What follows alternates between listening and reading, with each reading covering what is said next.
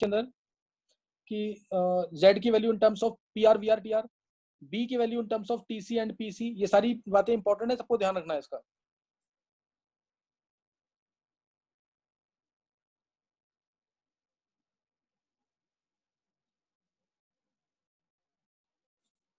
तो नेक्स्ट अब नोट करना है, नेक्स्ट अब इसके अंदर चलो एक न्यूमेरिकल लिखते हैं फिर करते हैं आगे। मैंने भी एक चीज बताई थी तुम्हें पीछे, Z equal to PV by NRT के अंदर पी क्या होता है, पी कौन सा वाला प्रेशर था, आइडियल वाला, आइडियल, वी कौन सा है, रियल वाला, वी। रियल। हाँ, इसको प्रूव करना है तो प्रूव भी कर सकते हो तुम, इसको प्रूव कर सकते हैं। जेड इक्वल टू क्या होता है, V real by V ideal होता है। ये मैंने कल बताया था तुम्हें। कोई गैस है, कोई गैस है, मान लिया उसका आइडियल वॉल्यूम है 20 लीटर और रियल वॉल्यूम आ रहा है उसका से, रियल वॉल्यूम आ रहा है उसका 25 लीटर। इसका मतलब गैस का जो वॉल्यूम, गैस को ऑक्यूपाई कर, कितनी जगह ऑक्यूपाई करनी चाहिए थी, 20 लीटर की, और ऑक्यूपाई कर रहा है वो 25 लीटर का, यानी ज्यादा जगह ऑक्यूपाई कर रहा है ना, ज्यादा जगह ऑक्यूपाई कर रहा है। इसका मतलब क्या है कि उसके अंदर कौन से फोर्सेस डोमिनेटिंग है, तभी तो दूर भाग रहे हैं मॉलिक्यूल्स। रिपल्सिव फोर्सेस डोमिनेटिंग है, रिपल्सिव फोर्सेस डोमिनेटिंग होते हैं तो हम क्या बोलते हैं, जेड ग्रेटर देन 1, बोला ना मैंने। तो यहीं पे देखो, अब वी आइडियल की वैल्यू तो मैं पुट कर सकता हूँ, ये पता है तुम्हें, P I V I to N R T होता है। तो वी आई की वैल्यू क्या आ गई, N R T by P ideal, ठीक है ना, N R T by P ideal, V ideal की वैल्यू। तो ये पुट कर देंगे इसकी वैल्यू यहाँ पे, V real by N R T, और पी क्या गया ऊपर, आइडियल वाला। हो गया ना प्रूव ये, नहीं समझ आई बात, आगे सर। तो ये ध्यान रखना चीज का। चलो अब न्यूमेरिकल लिखेंगे एक, देखते हैं, अब एक दो न्यूमेरिकल करते हैं, फिर अभी आगे भी थ्योरी बची है बहुत सारी इसकी भी। थ्योरी में क्या बता दूं उसमें,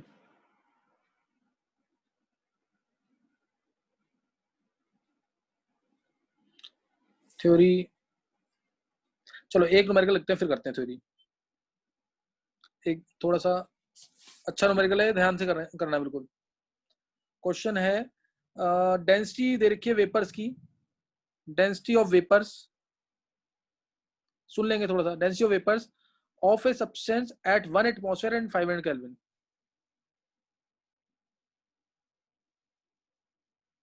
of a substance at 1 atmosphere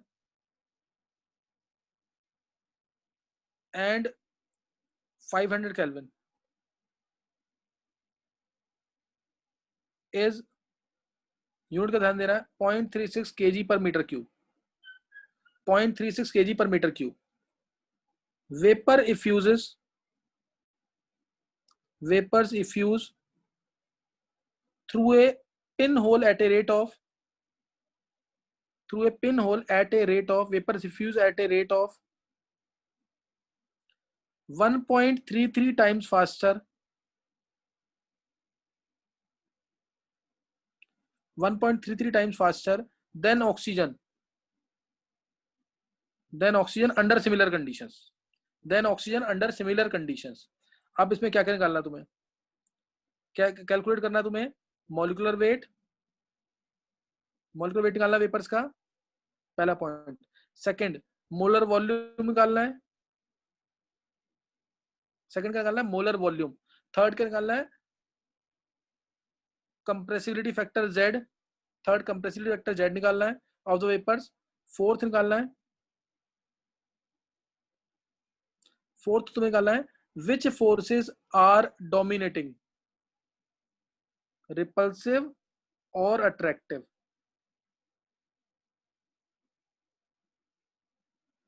which forces are dominating, repulsive और अट्रैक्टिव, ये निकालना है। और फिर एक निकालना है तुम्हें, एवरेज काइनेटिक एनर्जी निकालनी है मॉलिक्यूल्स की at 1000 kelvin, average kinetic energy molecules निकालनी है एट 1000 केल्विन। तो ये क्वेश्चन 10 मार्क्स के आसपास आया था आईआईटी के अंदर, और 2002 के आसपास में आया वो ये। तो इसको देखते हैं कि कौन करता क्वेश्चन, करो ट्राई ये।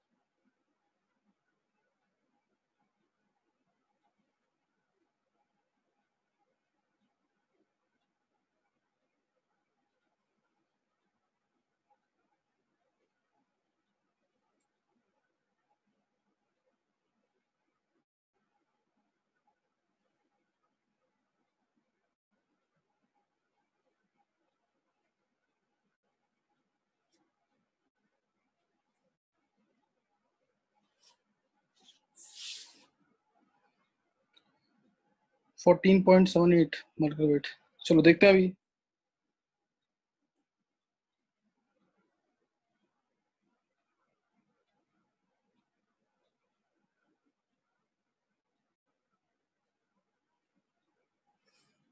हम बोलना किसी को आंसर, आंसर बोलो एक बार जल्दी से। श्रेया,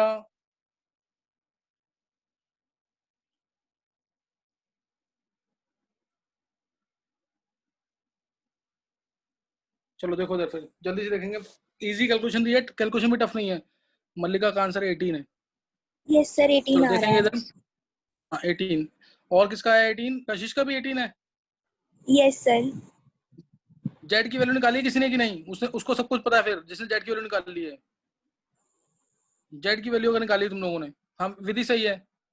देखो इधर पहले तो जेड की वैल्यू निकालना बहुत इंपॉर्टेंट है। क्यों? क्योंकि उसमें यूनिट्स का ध्यान रखना है। इधर तो बहुत सिंपल है, are vapours bye R O2 है ना, O2 से faster. R vapour by R O2 is equal to 1.33 है। 1.33 को तो मैं पता है मेरे को 1.67 लिखा है, तो हम उसको 5/3 लिख देते हैं। 1.33 लिखा है, उसको 4/3 लिख देते हैं कैलकुलेशन इजी करने के लिए। ये हो गया इंप्लाइज अंडर रूट में 32 बाय ग्राम्स लॉ अप्लाई किया, M vapours this is equal to 4/3 taking squaring both sides. Square करेंगे दोनों साइड तो क्या आ जाएगा? MV will become 18। देखना आ रहा है 18? 18 आ जाएगा ना?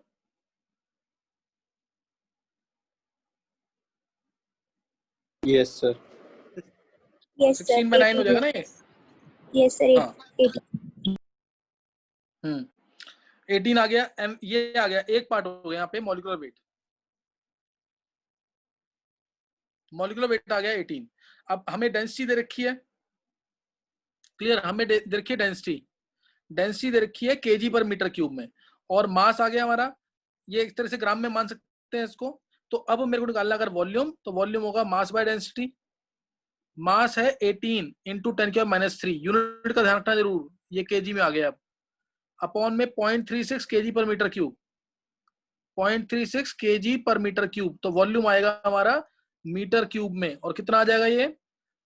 इसको अगर मैं नीचे ले जाऊं तो 36 हो गया 10, तो 1/2, 1/2 और हाँ ये आ जाएगा अराउंड 50, ये आ गया ना 0.5 आएगा।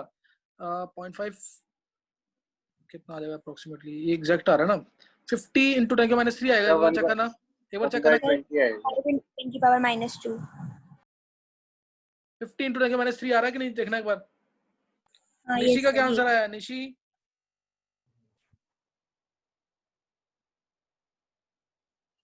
यस सर यही आ चलो रहा 50 इंटू 10⁻³, हाँ 50 इंटू 10⁻³ मीटर क्यूब आ गया। दो चीजें निकल गई, मोलर वॉल्यूम निकल गया और मॉलिक्यूलर वेट निकल गया। नाउ जेड, अब इसमें यूनिट का ध्यान रखना है जेड की वैल्यू के लिए। जेड होता है हमारा PV by RT, PV by NRT. ये है मोलर के लिए निकालना, मोलर वॉल्यूम दे रखा है तो PV by RT, PV by RT Z की वैल्यू, सही ना? अब पी प्रेशर की वैल्यू क्या लेंगे बताओ जरा, किसने क्या लिया पता लग जाएगा यहाँ से किसने सही किया। प्रेशर की वैल्यू क्या लेंगे?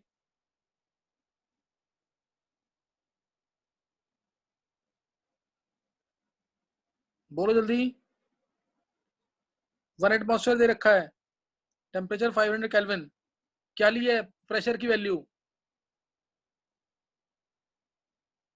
नहीं पता।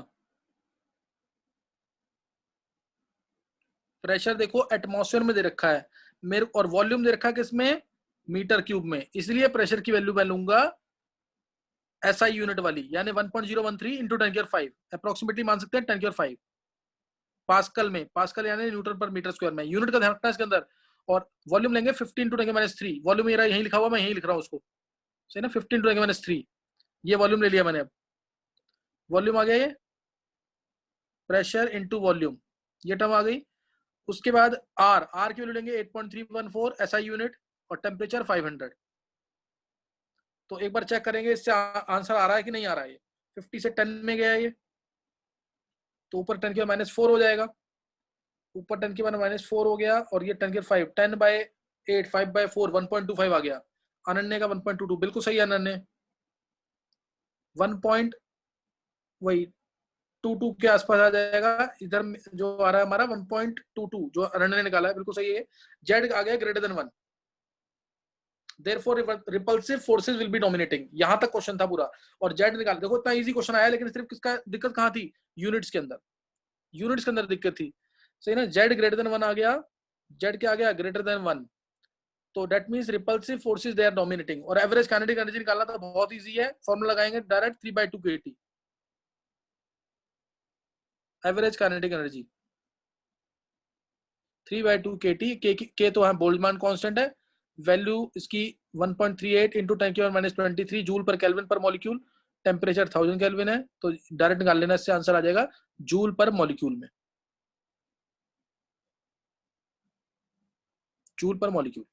तो ये ध्यान रखेंगे, this is average kinetic energy. Clear? Average kinetic energy. तो ये एक न्यूमेरिकल मैंने करा दिया इसके अंदर।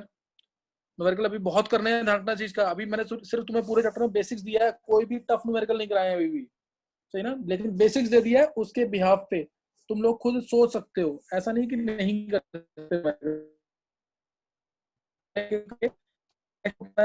नेक्स्ट में तुम बताते हैं यहाँ पे critical temperature, critical pressure, critical volume, ये टर्म्स। पहले मैं डेफिनेशन बता रहा हूँ, फिर इसको मैं एक्सप्लेन कर रहा हूँ बाद में।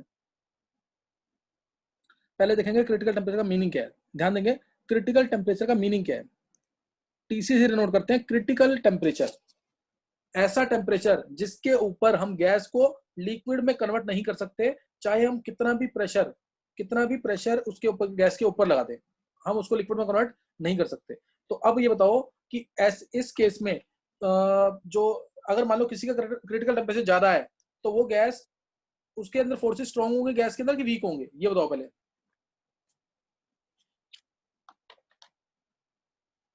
बताएगा कोई? किसी गैस का अगर क्रिटिकल टेम्परेचर ज्यादा है तो उसके अंदर फोर्सेस स्ट्रांग है वीक है?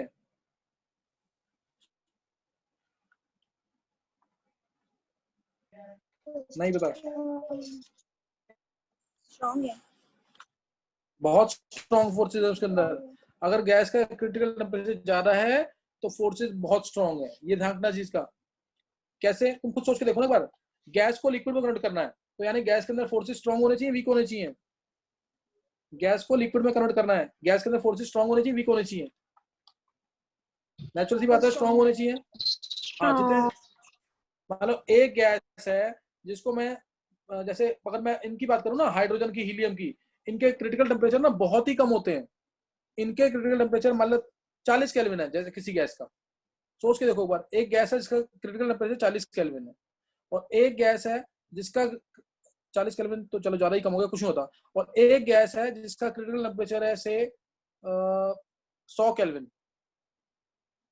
यानी 40 केल्विन टेम्परेचर है। जैसे मान लो मैं दे रहा हूँ ये हीलियम गैस के लिए, यानी हीलियम गैस को ना 40 केल्विन के ऊपर मैं लिक्विड में कन्वर्ट कर ही नहीं सकता। 40 केल्विन के कम करेंगे टेम्परेचर तो ही ये लिक्विड में कन्वर्ट हो सकती है। 40 केल्विन सोच के देखो ना कितना कम टेम्परेचर है, बहुत ही कम टेम्परेचर है ना। 40 डिग्री की बात नहीं कर रहा, डिग्री सेल्सियस की, 40 केल्विन टेम्परेचर, इतना कम टेम्परेचर है। इस टेम्परेचर से नीचे ही मैं गैस को लिक्विड में कन्वर्ट कर सकता हूँ, इसके ऊपर नहीं कन्वर्ट कर सकता। यानी इसके अंदर फोर्सेस तो बहुत ही वीक थे, एक हीलियम का एटम यहाँ पे तो एक यहाँ पे, फोर्सेस क्या है बहुत वीक। और एक गैस है जिसमें 100 केल्विन है, हालांकि ये भी बहुत ज्यादा टेम्परेचर नहीं है, तो इसमें थोड़े फोर्सेस स्ट्रांग होंगे, एक यहाँ पे तो एक यहाँ पे। समझिए कि नहीं है?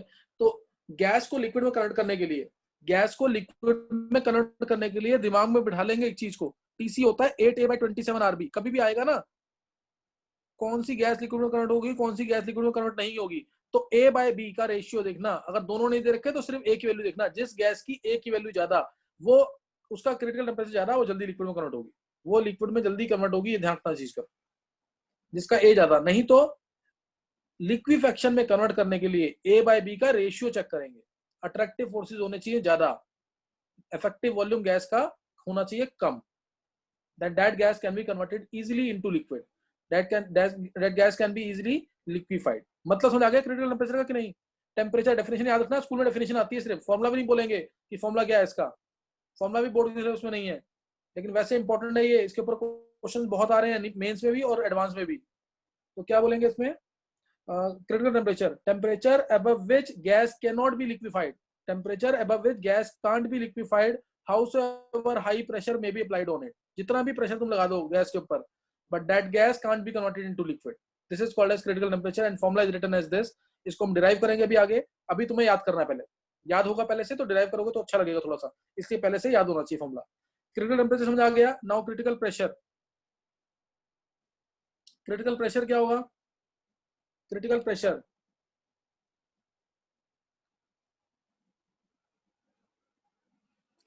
क्या होगा? क्रिटिकल टेम्परेचर पे जो हम गैस के ऊपर प्रेशर अप्लाई कर रहे हैं वो होगा critical pressure. Pressure pressure applied on the gas at the critical temperature is called as critical pressure. Clear? Pressure applied on the gas at the critical temperature is called as critical pressure and is given as Pc is equal to A by 27B square. A by 27B square. ध्यान रखना, इसकी definition में मैंने बोला है above temperature above which, above को underline कर देना, पेपर में at which मत लिखाना, above which gas cannot be liquefied. उस टेम्परेचर, वो लास्ट टेम्परेचर होगा जिसपे हम गैस को लिक्विफाई कर सकते हैं, इसके ऊपर लिक्विफाई नहीं कर पाएंगे। Pressure applied at the critical temperature is called as critical pressure. फिर क्रिटिकल वॉल्यूम, क्रिटिकल वॉल्यूम ये क्या है? Volume occupied by 1 mole of the gas, 1 mole of the gas at the critical temperature and pressure. Volume occupied by 1 mole of the gas at the critical temperature and critical pressure is called as critical volume as one as 3।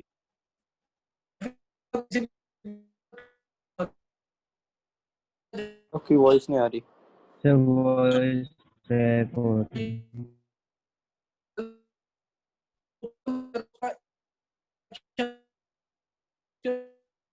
Sir, voice crack हो रही voice crack हो रही है। है। Yes, नहीं आ रही।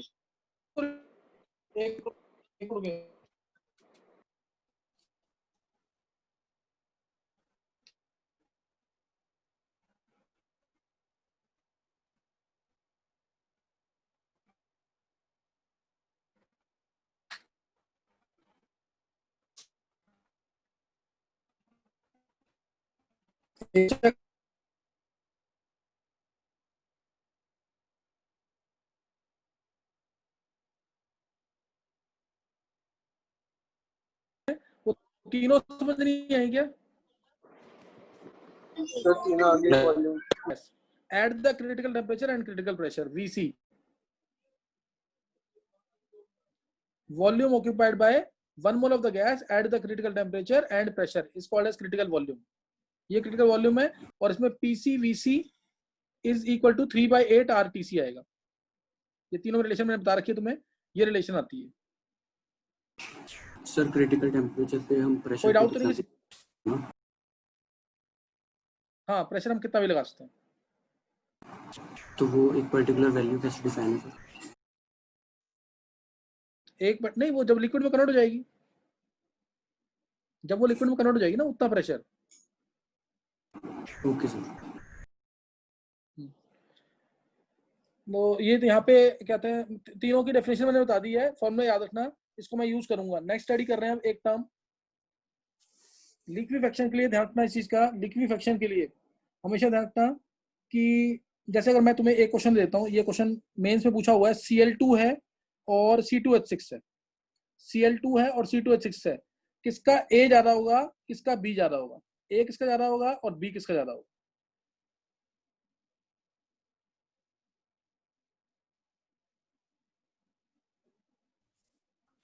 Sir,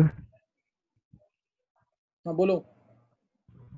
sir जो ये VC है ये 3B के इक्वल है, तो ये वैल्यू कुछ ज्यादा ही कम नहीं हो जाएगी? हाँ, ये वैल्यू बहुत कम आती है, ये लक्ष्य, ये वैल्यू बहुत ज्यादा कम आती है, ध्यान रखना। और कोई भी गैस ले लेगा ना तू, मैं जैसे तेरे को एक बार बोलता हूँ, एक बार डेटा सुनेगा ना तू, उसका डेटा अगर सुनेगा तो तेरे को लगेगा कि हाँ सही में ये बहुत क्लोज वैल्यूज हैं। जैसे गैस ले लिया मैंने, से H2, helium, N2O2, N2O2, CO, ये ले ली गैसेस, और A की वैल्यू ली मैंने और B की। A की यूनिट सबको पता होती है atmosphere litre square per mole square, atmosphere litre square per mole, है ना। ये वैल्यू होती है P plus A square, P plus A by A square by क्या होता है formula, P plus A N square by V square, P plus A by V square. तो PV square ये है ना, तो इससे अगर तू वैल्यू निकालेगा तो उससे भी आ जाएगा। ये यूनिट तो पता है तुम्हें इसकी, ए की भी और बी की भी। बी की यूनिट लीटर पर मोल, तो इसकी ए की वैल्यूज अगर लेगा और बी की वैल्यू देगा, बी की वैल्यू लगभग सेम आएगी सबकी।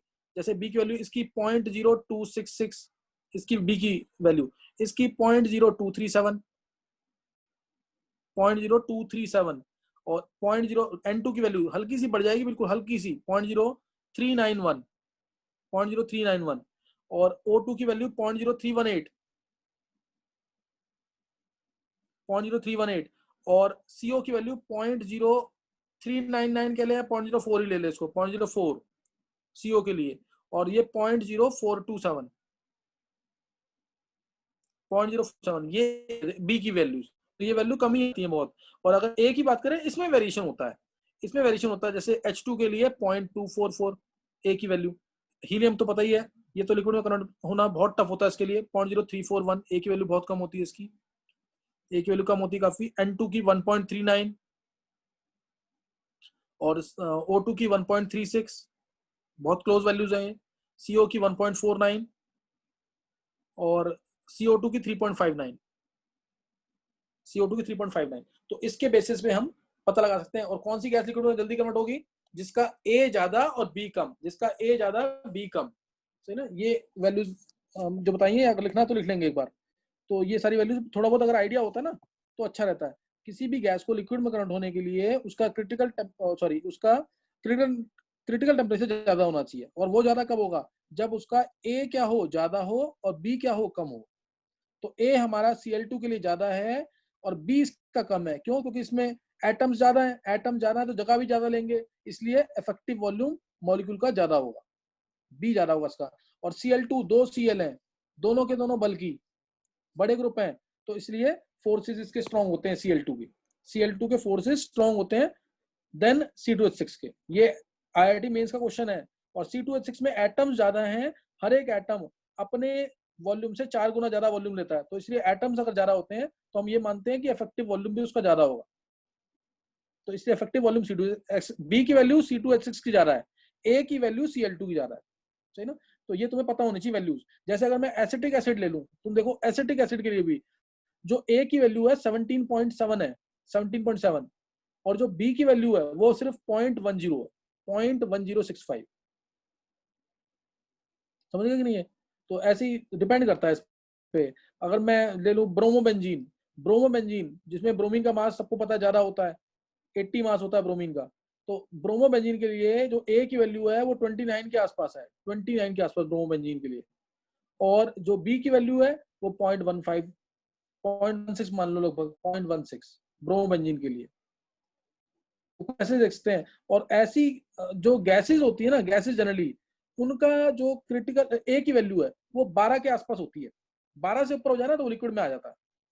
12 से ऊपर हो जाए ए की वैल्यू तो जनरली लिक्विड में आ जाता है। जैसे कार्बन डाइसल्फाइड गैस है, कार्बन डाइसल्फाइड गैस है, इसकी ए की वैल्यू होती है 11.8 के आसपास। कार्बन डाइसल्फाइड जो, जबकि सल्फर का मास तो ज्यादा ही है, फिर भी वो गैस है।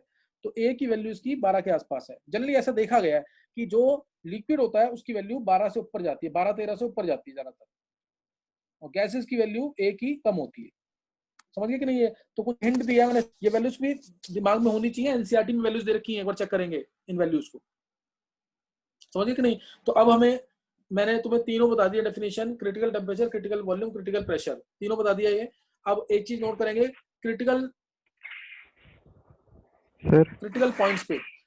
पॉइंट पे ध्यान रखना।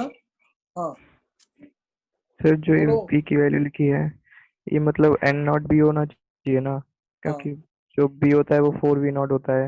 हाँ तो V0 में तब कम वॉल्यूम। आएगी, लीटर पर मोल में, लीटर पर मोल में वैल्यू है। Okay sir. लीटर पर मोल में वैल्यू है। और दूसरा, अभी मैंने लास्ट टाइम डिराइव कराया ना लक्ष्य, जिसमें 20 सेंटीमीटर क्यूब, तो ध्यान होगा 20 सेंटीमीटर क्यूब टोटल वॉल्यूम आया था मॉलिक्यूल्स का, N0 मॉलिक्यूल्स का। और एक का वॉल्यूम कितना होता है? 22400।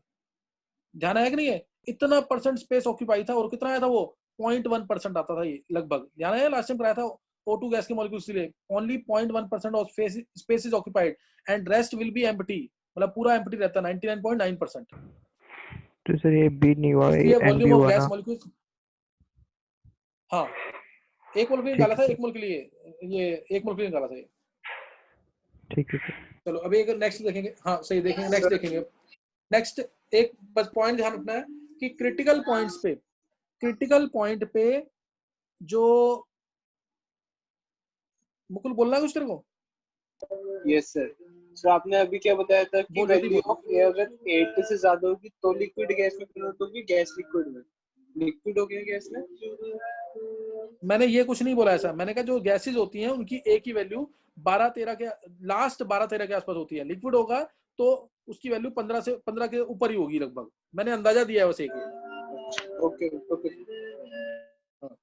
अच्छा अभी ध्यान रखेंगे क्रिटिकल पॉइंट्स पे, क्रिटिकल पॉइंट पे यानी ऐसा टेम्परेचर जो लास्ट टेम्परेचर होगा जिसमें गैस लिक्विड में कन्वर्ट होगी उसके ऊपर नहीं होगी। तो क्रिटिकल पॉइंट पे ध्यान से सुनना लाइन, क्रिटिकल पॉइंट पे एक तो सरफेस टेंशन हो जाएगा जीरो, ये लाइन याद रखनी है। सरफेस टेंशन क्या हो जाएगा?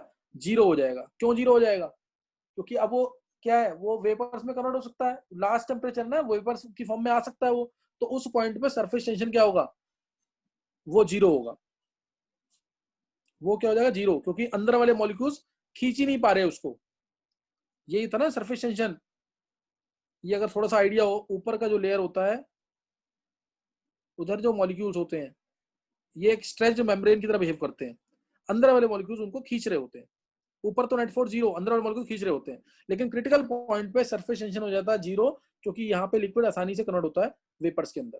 अभी लिक्विड और वेपर में इक्विलिब्रियम होता है क्रिटिकल पॉइंट पे, इसलिए ध्यान रखना है सरफेस टेंशन क्या होता है? सरफेस टेंशन होता है जीरो एट क्रिटिकल पॉइंट, पहला पॉइंट। दूसरा, क्रिटिकल पॉइंट पे गैस की और लिक्विड की डेंसिटी क्या होती है? सेम। हम इन दोनों को डिस्टिंग्विश नहीं कर सकते। दो पॉइंट बता दिए मैंने, दोनों पॉइंट याद रखना है। क्रिटिकल पॉइंट पे गैस और लिक्विड की डेंसिटी सेम, क्रिटिकल पॉइंट पे सरफेस टेंशन होता है जीरो। सरफेस टेंशन क्या होगा? जीरो। तो ये बात ध्यान रखनी है। और टीसी जो होता है क्रिटिकल टेम्परेचर, ये हमारा लास्ट टेम्परेचर है, हाईएस्ट टेम्परेचर है जब गैस कन्वर्ट होगी किसके अंदर? लिक्विड के अंदर।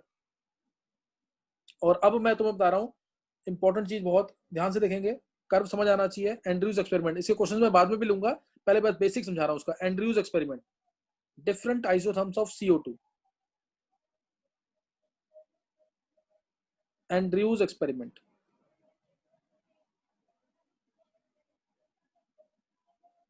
ये खत्म हो गया तो काम हो जाएगा। अच्छा, एंड्रयूज एक्सपेरिमेंट ध्यान से सुनेंगे बिल्कुल। एंड्रयूज एक्सपेरिमेंट, इसमें क्या है, पी वर्सेस वी का कर्व बनाएंगे हम। पी वर्सेस वी का कर्व सबने पढ़ा भी हुआ है। पी वर्सेस वी का कर्व क्या आता था? हाइपरबोला की कुछ फॉर्म में आता था पी वर्सेस वी का कर्व। अब मैं एक ही गैस को ले रहा हूँ, उसको डिफरेंट टेम्परेचर पे प्लॉट करूंगा। एक ही गैस को ले रहा हूँ, डिफरेंट कांस्टेंट टेम्परेचर पे मैं कर्व प्लॉट करूंगा। डिफरेंट कांस्टेंट टेम्परेचर पे मैं कर्व को प्लॉट करूंगा। जैसे मान लो मैंने पहला टेम्परेचर लिया से 12 डिग्री सेल्सियस, 12 डिग्री सेल्सियस। मैं अब 12 डिग्री सेल्सियस पे कर्व को प्लॉट कर रहा हूँ, तो कर्व कुछ ऐसा आएगा। वॉल्यूम डिक्रीज, प्रेशर बढ़ा। एक पॉइंट ऐसा आएगा जब गैस का लिक्विड बनने लग जाएगा, उस पॉइंट पे वॉल्यूम तेज, क्योंकि गैस से लिक्विड बन गया, लिक्विड का तो वॉल्यूम बहुत कम होता है, तो गैस सेम प्रेशर पे बहुत तेजी से वॉल्यूम डिक्रीज कर जाएगा। सेम प्रेशर पे वॉल्यूम बहुत तेजी से डिक्रीज कर जाएगा। और जिस पॉइंट पे लिक्विड बन जाएगा, अब उसके ऊपर हल्का सा भी तुम कम करोगे ना वॉल्यूम, तो प्रेशर बहुत ड्रास्टिक चेंज आएगा, इस तरह से इंक्रीज करेगा। ये बनाया मैंने किस टेम्परेचर पे? सपोज ये इसको नीचे लेना पड़ेगा थोड़ा सा, चलो इसी पे ले लो, 12 डिग्री सेल्सियस पे। 12 डिग्री सेल्सियस पे समझ आया कि नहीं है? ये ए पॉइंट, ये बी पॉइंट, ये सी पॉइंट, ये डी पॉइंट। अब मैं टेम्परेचर बढ़ा रहा हूँ, मैं टेम्परेचर कर रहा हूँ इसे 12 की जगह सीधा कर रहा हूँ 25 डिग्री सेल्सियस। 25 कर दिया तो इसकी रेंज थोड़ी सी कम हो जाएगी, और अब ये आएगा ऐसे करके कुछ। CO2 के लिए बना रहे हैं, ध्यान रखना। ये आ गया, वो तेजी से प्रेशर बढ़ेगा। इस पॉइंट पे लिक्विड बनना स्टार्ट, गैस का लिक्विड बनना स्टार्ट हुआ। इस पॉइंट पे लिक्विफेक्शन कंप्लीट हो चुका है। ABCD पॉइंट दिख रहे हैं ना तुम्हें? ABCD, ये मान लो तुम EF, मैं इसको ब्लैक पेन से शो कर देता हूँ। ये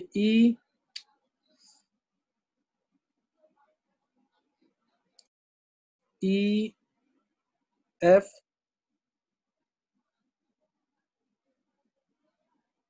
GH, तो अब यहाँ पे EFGH, और तीसरा ये 25 डिग्री सेल्सियस पे था, 25 डिग्री सेल्सियस पे, और अब ये बन गया डोम टाइप का, आएगा इस टाइप का।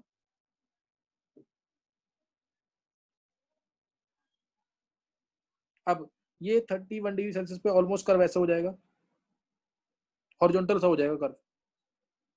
ये है 31 डिग्री सेल्सियस, 30.98 डिग्री सेल्सियस।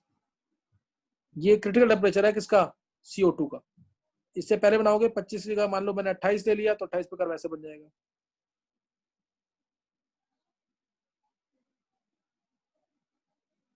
अब एक मैं कर्व से समझा रहा हूं तुम्हें, मैंने जैसे तुम्हें ये कर्व तुम्हें समझ आ गया होगा, इसमें कुछ ज्यादा है नहीं। 12 की जगह 8 डिग्री सेल्सियस करूंगा तो कर्व ऐसा होगा।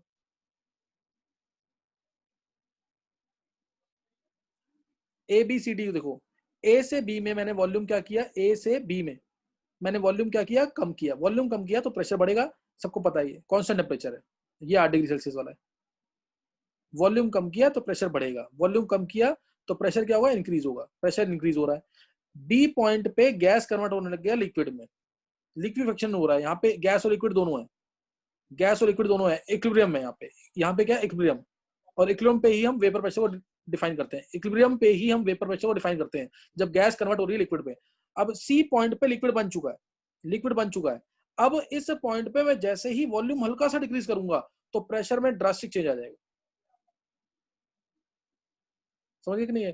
तो ये चीज ध्यान रखना है। ये कर्व पूरा बना दिया हमने, और ये temperature, this is the temperature that is 31 degree Celsius above which gas cannot be liquefied। उसके बाद तुम करोगे तो ये ऐसे कर देगा, ऐसे जाएगा कर्व।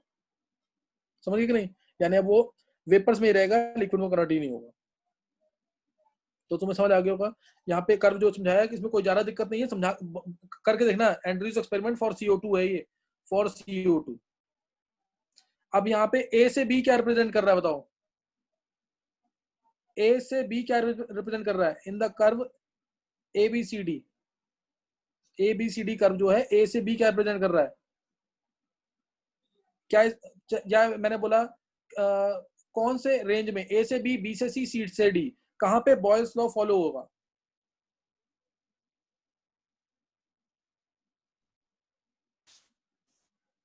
बोलो कहां पे बॉयल्स लॉ फॉलो होगा? AB।